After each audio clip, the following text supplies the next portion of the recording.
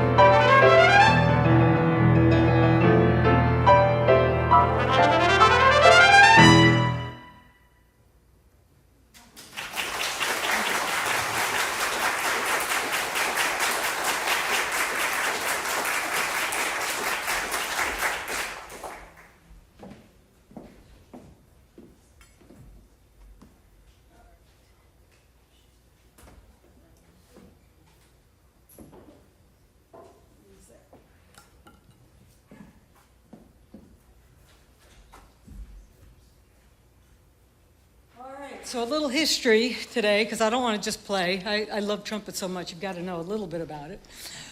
Back in biblical times, the trumpets were not yet made out of brass. Okay, that wasn't until the Baroque time period. So the trumpet that we read about in the Bible is the shofar. And the shofar is still used today in many temples. They come in all sorts of sizes, but I've got a special bag for it because it's kind of cool. This one actually came from the Middle East. Shofar translated typically means ram's horn. It's pretty cool. Can be antelope horn. You know, they were readily available. They didn't cost anything, and it didn't hurt the animal to take it off. So they would, obviously, the longer it is, the older the animal. They would cut off the point, and they grow hollow, and then they'd have a trumpet.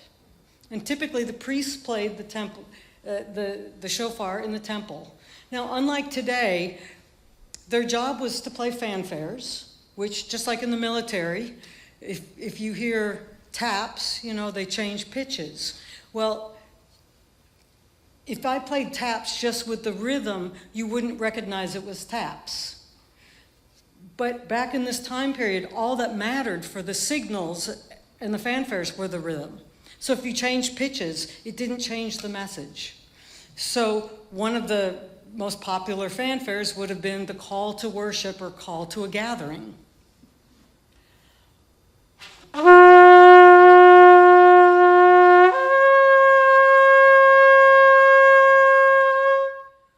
It'd be a long-held note. It could be on the same pitch. I have to change pitch because this one's long enough to have 2 or 3 notes that are usable. If there was an alarm call or call to arms, you'd hear something like,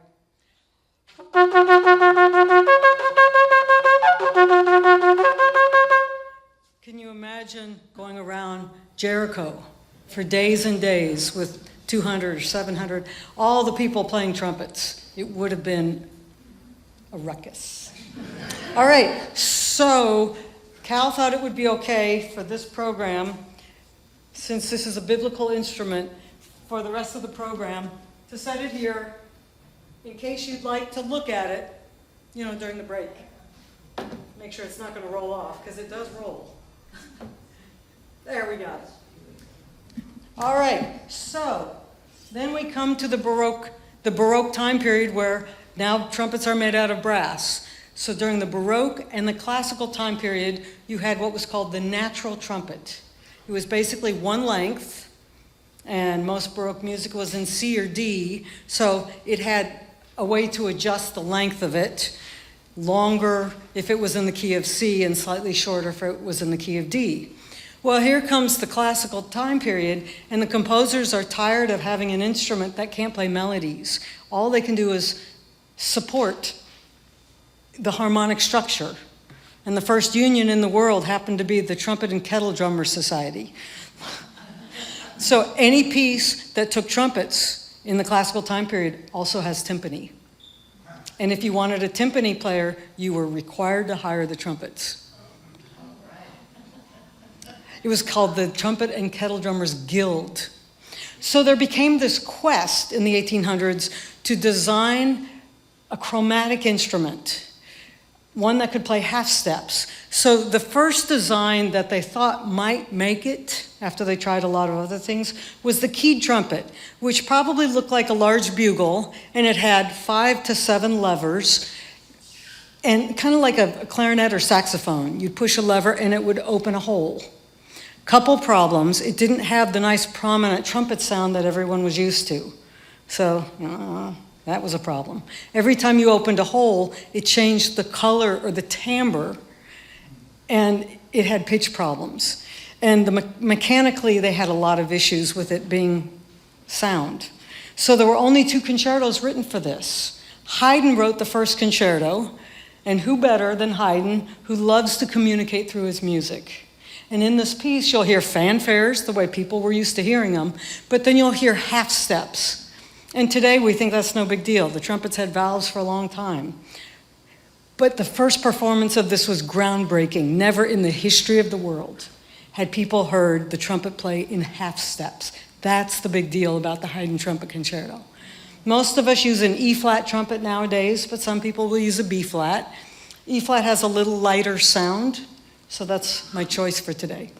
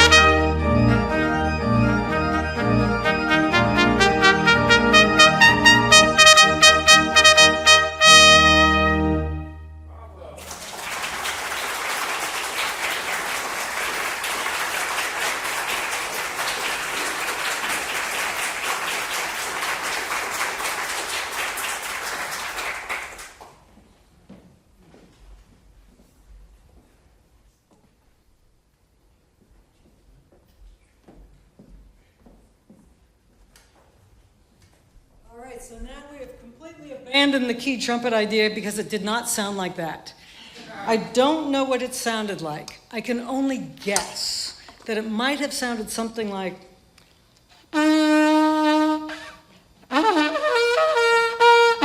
that was probably the muffled sound of it. So personally, I like the E-flat trumpet better, and I like valves. So after It took about 20 years, about 20 years to finally perfect the valve combination system that we have now. And what we have now, and many people realize this, but some don't, it takes 7 lengths of tubing to be able to play all the chromatics that you need. Trombones have 7 slide positions. And this allows, when you push a valve, it reroutes the air into another piece of tubing, making the instrument longer. So your lips are always buzzing the note you're playing, but it won't come out clearly unless you have the right buttons pushed, because otherwise you're just in between partials. Herbert L. Clark, the cornet from 1828, for about 50 years, it reigned king. It was the primary instrument that people used. And various virtuosos just rose up around the world. Herbert L. Clark was the U.S., it's been a long day, sorry. But he was the United States virtuoso, and he was known around the world. And for 25 years, on and off, he made his career playing solo trumpet with the John Philip Sousa Band.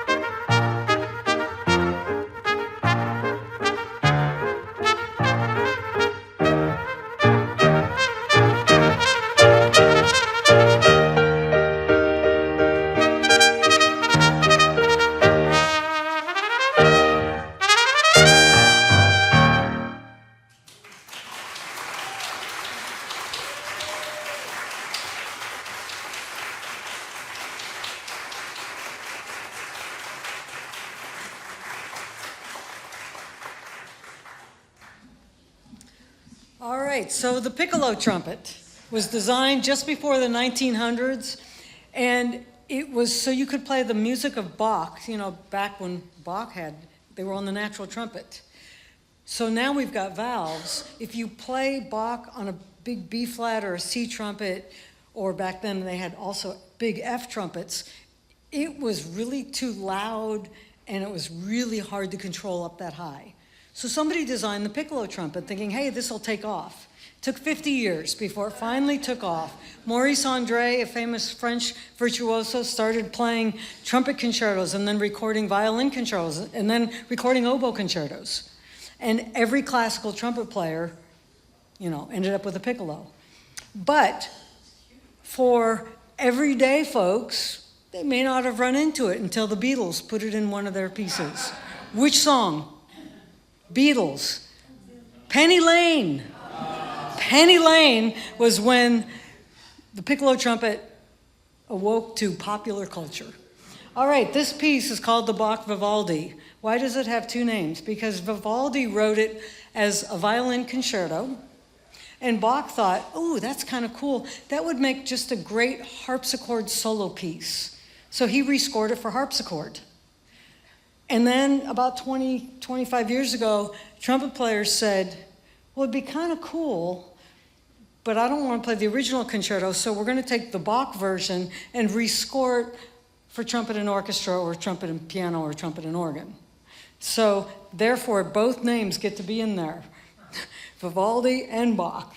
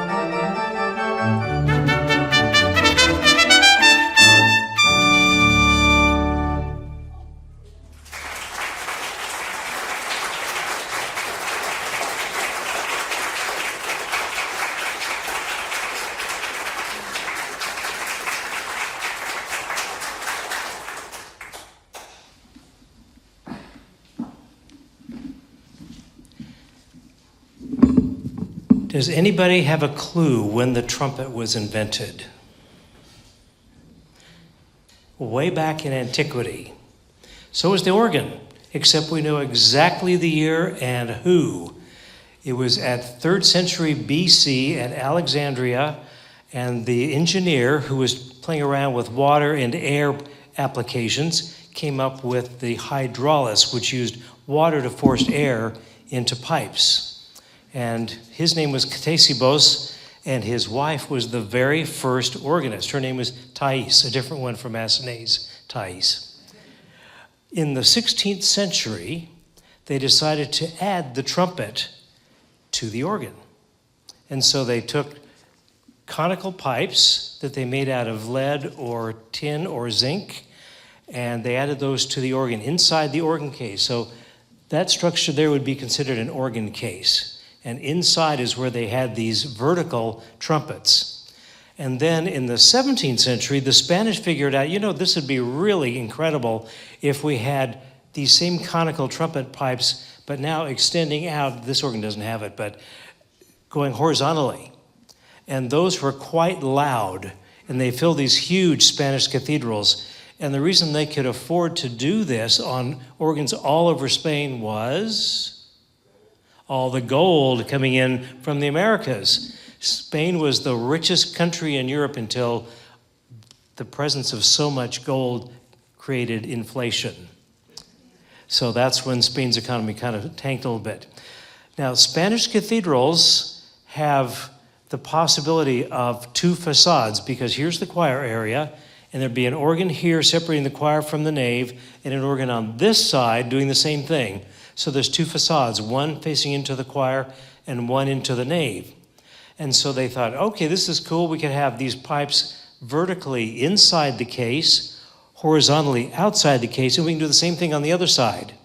And on the organ facing it, they could do the same thing. So they had all these possibilities of echo effects or call and response. And then they thought, there's something else we could try, and that's to add a box and have another set of trumpet pipes that are inside of a box, and the organist can raise and lower the lid. It's actually the cover. It's on the side, not on the top. And just like when you open or shut a door and your kid's playing loud radio music or wherever the source is, iPhone, and you open the door and it gets louder, and so you say, close the door, and it makes it quieter. So that's the same effect. And then they added Venetian blinds, either horizontally or vertically, so that they could do the same effect, but now in stages instead of all at once. So it spread all over Spain from about 1650 on into Portugal, and the English were allies of the Portuguese. And so you had all of these English people coming into Portugal, and they heard this incredible effect that you could do with this swell box as the sound swelled out. And so the English added them in the 18th century to English organs. And so the keyboard that was devoted to having sets of pipes in boxes was called the swell keyboard, because that was the one you could swell the sound or reduce it. And it didn't take long before English composers decided to start writing pieces specifically for this effect, just like the Spanish and Portuguese had done a century earlier. So William Boyce was one of the organists at the Chapel Royal, and he was also the master of the King's music from the 1750s. He wrote a set of 10 voluntaries. Voluntary just means you've picked a theme to write about out of the air. It's something you've created yourself. It's not based on a hymn or a psalm or any other pre-existing tune. So voluntary is a piece that's based on a theme that the composer has selected. And so the piece I'll play is number 1 in his set, and it's a voluntary for trumpet. So on the main keyboard, you've got the regular trumpet, and on the swell keyboard, you've got one inside of a box that's echoing quietly. All of the English voluntaries start off with a quiet movement that's for what are called the diapasons. That's the basic sound of the organ pipe, and it's just basic, just like the piano keyboard, it's that pitch level. And it sets kind of a quiet mood so that if you have a worship service, as people come in, they get into a kind of a meditative mood. And then you spring into this trumpet voluntary that's not quiet.